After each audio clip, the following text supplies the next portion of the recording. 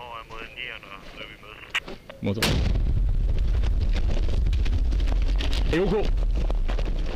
OK. Herren lærte mig at redde liv. Førstehjælp handler om at kunne tage den rigtige beslutning i enhver nødsituation. Når du hører en person, du yder førstehjælp til, begynder at trække vejret, og du ved, at du har gjort en forskel, så er det en helt fantastisk følelse.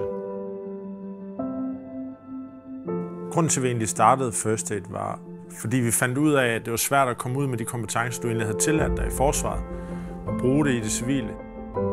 Vi har gjort det muligt for nuværende og tidligere ansatte i forsvaret at komme ud med mange af de her færdigheder og undervise i noget så vigtigt som førstehjælp.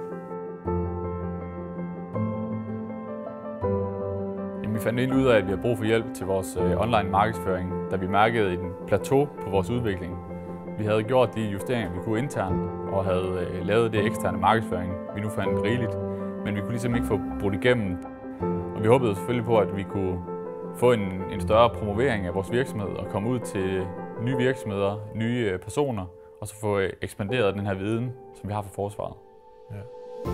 Succes Online har givet os nogle ressourcer til at kunne udvikle vores virksomhed, til at kunne føre den i en anden retning.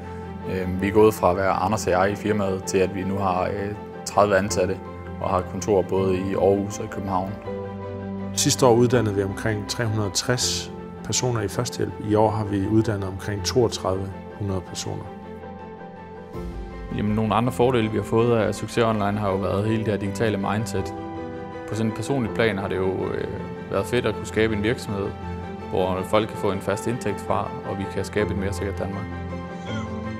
Det er en helt særlig følelse at kunne gøre en forskel, både for de personer, vi uddanner, men også for vores ansatte.